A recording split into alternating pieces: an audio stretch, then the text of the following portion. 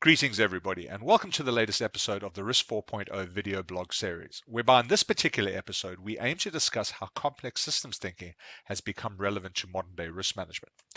Now, in this episode, we'll be building on a premise that was first introduced in episodes 8 and 9, whereby we discussed how a particular risk, as it gets more systemically complex and emergent, it actually starts trending towards chaos.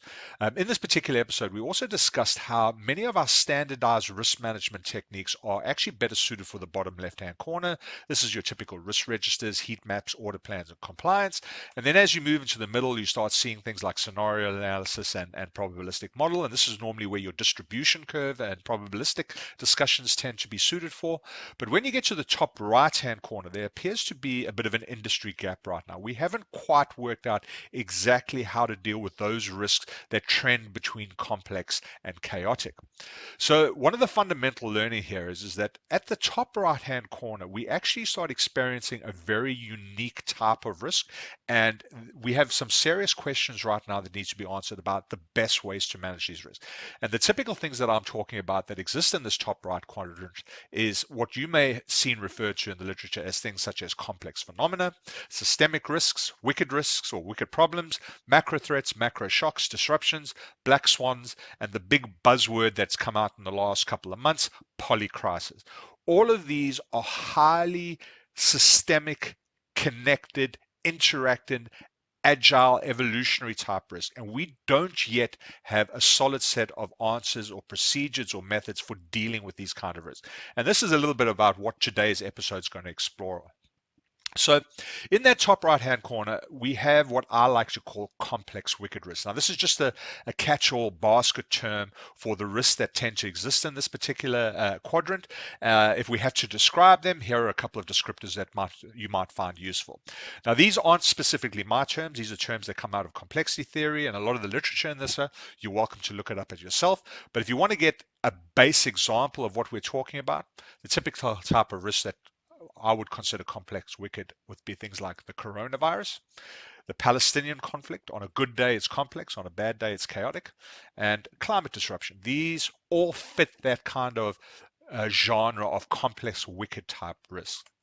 Now, by now you might be saying, well, so what? Okay, this is interesting stuff, but why is this relevant?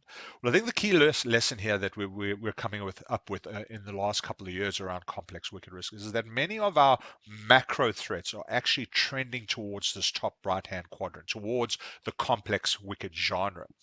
And this presents a particularly interesting problem because many of these risks are remaining unresolved. We've tried numerous times to resolve them, and we just haven't got it right for one reason or another. Now, one of the fundamental academic arguments that's coming out is the reason that so many of these macro threats are remaining unresolved is because we are approaching them with the wrong mindset and toolkit. So let's explore this a little bit more in detail. What we've been learning in the literature and in my PhD studies and a lot of the previous episodes that I've talked about is as you get to the top right-hand quadrant, industry seems to promote two types of thinking for solving these kinds of risks or mitigating these kinds of risks. And the one is about building a natural behavioral resilience to whatever this way may come. And the other one is bringing in principles of complex systems thinking, particularly complex problem solving, complexity management, even potentially chaos theory. Now, you can argue it any way you want, but we need to start applying the correct control methods to the correct types of risk. Now, for me personally, I believe the risk management profession has mastered the risk register, and we're getting pretty good at modeling probabilistic risk outcomes on distribution curves.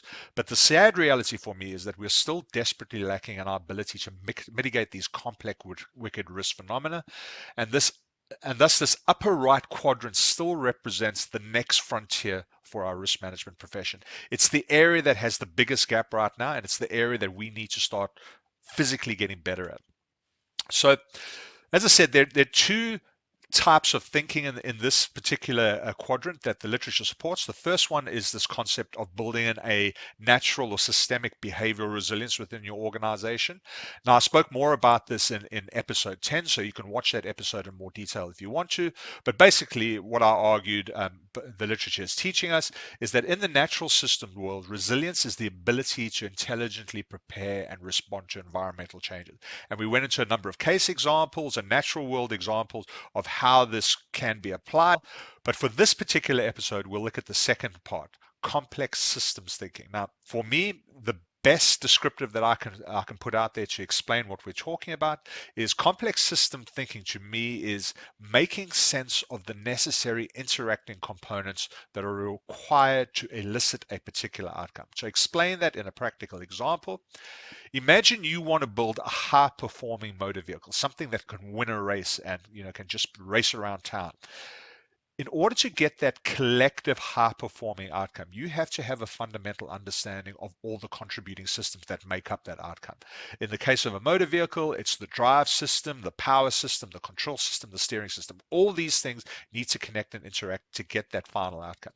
But that's not where your understanding has to stop. You even need to go one level further. You need to get down into the granular aspect. What are the critical contributing parts that are required to develop those supporting systems, to develop the desired high performing outcome? And this is what system thinking aims to do. It aims to dissect a particularly complex problem or circumstance, to understand the supporting relationships or the supporting system, as well as the basic components that are required for it all to work and come together in the manner that is desired. Now, what is particularly interesting about this is that it can work both ways. You can dissect a complex problem down to its basic fundamental parts, or you can build up a complex control ecosystem or solution by looking at the fundamental parts, the fundamental interactions, and the high performing all. So it works both ways, left to right and right to left. I think the key learning in all of this, and particularly for systems thinkers, is that if you go to the individual components that make up a motor vehicle, by themselves, they're actually worthless. You can pick up a piston, and there's very little you can do with a piston by itself. Maybe you can throw it at somebody, maybe you can hit something and use it as a fundamental rudimentary hammer, but by itself it has very, very limited use. But connected to a drive shaft, a power system, a cylinder, and all of a sudden you have a series of interactions and capabilities that didn't exist before. By getting certain components to interact in a certain way, you can achieve outcomes that could never possibly be managed or imagined at one level versus another. And this is what system thinking tries to do. How do we bring it all together to get the best possible outcome? Or how do we dissect it all to understand the fundamental root causes? And that's basically what systems thinking is. Complex systems thinking is a particular lens to view the world on. It's a particular toolkit to dissect complex problems or interpret complex challenges. So this then asks the next question. Why is systems thinking relevant to modern risk management? Well, the best way I can explain it is to use my own personal experiences. You may have different experiences, and that's fair enough. But for me personally, the risk profession appears to be spending ever increasing amounts of time and effort in improving how we quantify risk in terms of their estimated probabilities and impact, or where they sit on a particular distribution curve. The discipline is called risk management, not risk measurement. So somehow in all of our efforts, we actually do need to start getting better at the management aspect of risk management. Now, in the literature and through my own experience and my PhD studies, what I've managed to uncover or observe is that there are two areas I believe complex systems can help manage complex wicked risks. And the first one is pretty obvious: complex problem solving. The ability to improve our understanding of the host ecosystems that underpin a particularly complex circumstance or phenomena. If we can understand the ecosystem that underpins a particular problem, we can then dissect it. We can dismantle it. We can rebuild it. We can reshape it. We can re-influence it. We can manipulate it. But until we do that, the complex problem will continue to exist at system level, and our understanding of how to control it will continue to exist at component level. And there's a gap in that, all right? The second part that systems thinking can help is building valid control ecosystems for problems which are genuinely ecological in nature. So problems which are an ecosystem can only be controlled by solutions which are equally an ecosystem. If you can understand that those are the two areas that are obvious and most probable in terms of how systems thinking can help, let's have a look at them each individually. So the first one, complex problem solving. And here's a case example that I'm sure you'll all relate to. So everywhere we look nowadays, there are people protesting, stop climate change. But the thing that amuses me, and I don't mean this disrespectfully, just as an engineer and a systems thinker, is whenever I see someone put up a placard saying, stop climate change now, as if it's a linear light switch. You can just flick a switch and climate change will go away. from a systems thinking point of view, if you want to just stop climate change, you really do need to have an understanding of the ecosystem that underpins climate change. And this is exactly what Sarker and Kotler aim to do in a conference paper about 2 years, and they've been talking about this ever since. And I think the thinking is right. What they did is they went and looked at all the world's wicked problems out there, from you name it, from poverty to corporate greed to war to lack of education, and they connected them all in a conceptual graph explaining how one drives another and how one influences each of the other. And they basically argued that it's not individual components. It's a connected ecosystems of problems that needs to be managed. And this is what systems thinking does. It looks at the ecosystem of connected influences and relationships. Now, by visualizing a relationship map, we can see all the players that are in this game, and we can then start to assess the strength of the individual players and how they're influencing each other. So there's actually a lot of techniques where you can do that. We can connect one player to another, one component to another, using statistical maths, correlations, percentage relationships, and it can get quite detailed in statistics. But you can use vector analysis if you want. There are multiple ways in which you connect one component to another and determine which way the relationship works and how strong that relationship is. In a simple way, the more arrows coming out of a particular component, the more influences it have. And it's that kind of thinking. So if it comes to climate change, if we want a better understanding of how to change climate change or how to improve it, and we mapped out what are all the influences in the ecosystem and which way the relationships flow and which are stronger than others, etc., and gave them some related strength, what we might discover is the following. That two of the primary drivers of climate change, not the only ones, but two of the most influential drivers of climate change, can be explained by two things: profit maximization and poverty. Now, profit maximization is the relentless pursuit of unnecessary profit, aka greed. All right. This global pursuit for profit is generating overproduction, mass consumer. We're buying things we don't even need, things that don't last, things that we are redundant or we throw away in a couple of weeks. And that mass production, that mass consumption is creating mass amounts of waste and pollution, and that is impacting the climate. On the other side of the scale, we are seeing mass systemic poverty. We are now seeing more people than any time in history living just around the poverty line. But the reality is mass poverty is leading to corruption, wars, ignorance, lack of education, and a whole lot of other things that actually contribute to climate and biodiversity eradication or abuse. All right. So a lot of the eradication of the rainforests, all that, it comes down to either greed or mass poverty. And all of this is contributing to climate change. So the argument here is that if you do the maths, the statistical relationship maths, you'll discover that the two primary influences of climate events are actually global greed, the relentless pursuit of profit, and global systemic poverty. Now, if you can address those two things, if you can actually action them and get them to behave in a much more positive manner, they will start sending ripples and feedback through this ecosystem that start generating significantly more consistent behaviors. And over time, you will see all of the other players in the ecosystem starting to behave in a positive manner. And over time, we will start seeing more positive outcomes in the climate disruption world. And that is the thinking of system thinking. By manipulating certain leverage points or influencing certain components, you can create generally positive behaviors or more consistent behaviors in a particular realm that will lead to more consistent or more desirable outcomes in another. And that's what ecosystem thinking is doing for complex problem solving. So if you want to stop climate change now, it's probably better to have a placard that says stop global greed, stop global poverty. Because if you focus on those two things, you'll have more impact on climate change than just merely protesting on the steps of parliament. The second part is looking at how we build control ecosystems for particularly complex problems. So we're building the solution up from first principles as opposed to dismantling it from third principles. So this actually goes to the heart of my PhD, and I will do a specific episode on this in future. Of course, once I get permission to start publishing the findings, I'm hoping that'll be anytime soon. But essentially what we did is we mapped out how ecosystems connect, nurture, mature, and actually get to that high-performing whole where the whole becomes greater than the sum of parts. We actually mapped it out. We showed how it happens based on literature and data and everything like that. Then what we did is we attempted to build a control ecosystem for a known complex problem. In this particular case, we choose complex project risk management, particularly systemically connected interdependent type projects, which we just called generically complex projects. It is a well-known phenomenon that these fail at an abnormally high rate, something like 60 to 70% or more, depending on which literature you read.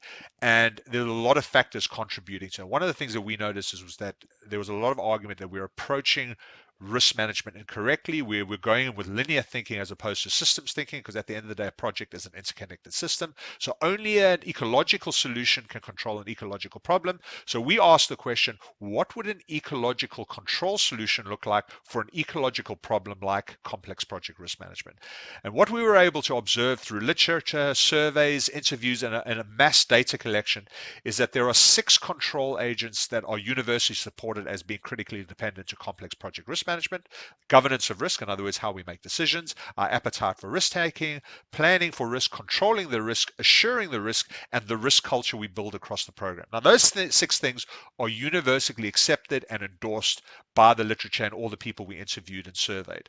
The challenge is they're all viewed as individual components. All the literature and guidance on it right now seems to be focused on one, maybe two, but no more than that.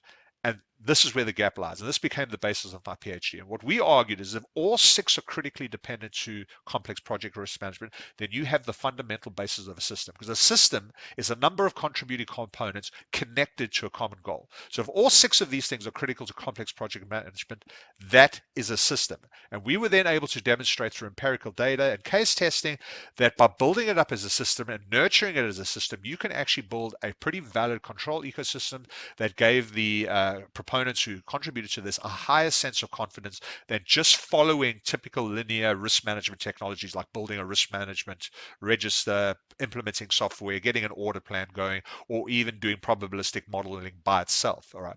Doing it individually didn't elicit as high a sense of confidence as doing it as a connected collective ecosystem. And one of the key findings of the study that we did was that it's not enough to just identify and enable the individual components. In other words, those 6 components you see around the central goal. You also have to nurture and mature how they interact, support each other, and work collectively towards the common goal. And that was a big breakthrough for our research, being able to demonstrate that it's the interconnectivity between them that is more critical than just implementing the individual. And what we were able to successfully argue is that an ecosystem is a much more sound approach to approaching complex project risk management than just 6 individual disciplines doing their own thing. So, by leveraging the academically accepted principles of complex systems theory, we were able to develop and prove through empirical case testing and data collection the validity of a complex project risk management control system. And any day now, I'm hoping that I'll get permission to start publishing this, and I will go into more detail about how we did this, and I'll possibly even do a separate episode on this in future. So roundabout now, you're probably looking at this and saying, oh, okay, this is interesting stuff. Okay, I get it. There's something to it. But, it seems very theoretical, very academic. Right? I've given you 2 ways of using systems thinking for managing or mitigating complex wicked risk. But the question now becomes, are you physically going to use this? Are you going to do something about this? Are you going to try and take this into your world? And that's the big question for all of us, not just you, for me too. Now, if you think this is academic, if you think that this is just interesting literature living in the higher study world, well, have a look at this. All right, this is something I find very encouraging. After I submitted my initial PhD last year for review, one of the people sent me back this and said, it's quite interesting. The world is starting to actually accept a lot of these principles. Now, I only saw this after I submitted my PhD, so they're not connected in any way. But the government for office, the UK Government Office for Science has just released in the last year or so a guiding procedure on how to use systems thinking for solving complex problems in the public sector. They're training people, they're teaching, and they're starting to get traction around this. And I find this very, very encouraging, because as soon as we start seeing official institutions advocating this as the way to solve complex problems or as the future for management controls or management action, that's when it starts building up traction. So we're no longer just living in the theoretical. We're actually seeing organizations starting to do this, starting to become part of their management procedures, part of their operating procedures. And I find this very, very encouraging. And what I'm hopeful for is we will see more and more of this over the next 5 to 10 years, certainly as we lead up to 2050, which is being bantered as the pinnacle of the 4th Industrial Revolution. As we see ourselves getting closer to this, I believe we will see more and more of these operating procedures and guides coming out, being published by institutions, and we will therefore see more and more institutions using complexity and systems thinking as a means to improve the way that they approach complex problems. So I hope you enjoyed that. I hope it made sense. I hope it's useful to you. Like I said, in future episodes, I hope to do a couple of specific case studies. As soon as I can get permission to start publishing some of my PhD findings, we'll go into more of that. If you like the series, please follow us. Please like. The more the feedback I get on this, the more encouraging I get to do future episodes. So thank you for your time. I hope you got some value out of that. And as always, keep safe until next time.